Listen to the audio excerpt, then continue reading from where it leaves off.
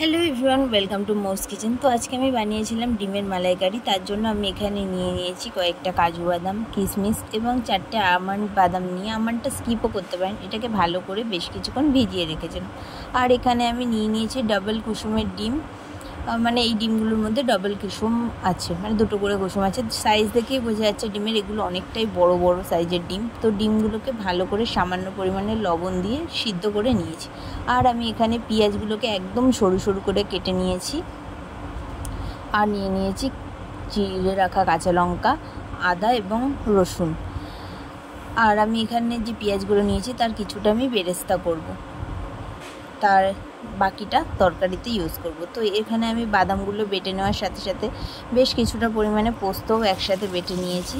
তারপরে কড়াইতে তেল গরম করে আমি বেরেস্তা করার জন্য কিছুটা পেঁয়াজ এর মধ্যে দিয়ে দিলাম এবং হাই ফ্লেমে এগুলোকে বেরেস্তা করে এর থেকে তেল ঝরিয়ে নিয়ে নামিয়ে নিলাম। ওই তেলের মধ্যেই আমি একে একে ডিমগুলোকে দিয়ে সামান্য পরিমাণে লবণ দিয়ে এগুলোকে লাল করে ভেজে নিয়েছি। এবার আমি আর এতে তেল অ্যাড করিনি, ওই তেলের মধ্যেই বাকি পেঁয়াজগুলো দিয়ে দিলাম। এই পেঁয়াজের মধ্যে আমি সামান্য পরিমাণে লবণ অ্যাড করেছি যাতে পেঁয়াজগুলি তাড়াতাড়ি সিদ্ধ টাইপের হয়ে যায়। এবং পেঁয়াজগুলো মোটামুটি ভাজা হয়ে গেলে এর মধ্যে আমি আদা রসুনের পেস্ট অ্যাড করে ভালো করে মিশিয়ে নিয়ে জিরে মরিচের পেস্টও অ্যাড করে দিয়েছিলাম। এবার এটাকে ভালো করে মিশিয়ে নিয়ে আমি সামান্য পরিমাণে মশলা ধোয়া জল দিয়ে দিয়েছি। আর এবার এটাকে ভালো করে কষিয়ে নিয়ে তারপর আমি বাদাম আর পোস্তর পেস্টটাকে দিয়ে দিই। এই বাটিরই 1 বাটি মতো জল নিয়ে এটাকে ভালো করে মিশিয়ে নিচ্ছি। জলটা দিলাম যাতে পেস্টটা সমস্ত মশলার সাথে ভালো করে কষে যায়। আর মশলাগুলো কষা হয়ে গেলে এর থেকে সামান্য তেল বেরোলে এর মধ্যে আমি 2 বাটি জল দিয়ে দিচ্ছি। গ্রেভির পরিমাণ এখানে বেশি হবে না, এটা একটু কাই মতো তরকারি হবে, যে জন্য আমি জলের পরিমাণ কম দিয়েছি।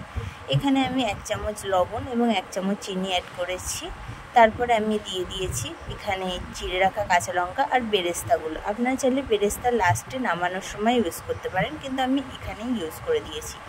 বেরেস্তা, লঙ্কা, চিনি এবং লবণ অ্যাড করার পরে গ্রেভিটাকে ভালো করে ফুটিয়ে নিচ্ছি।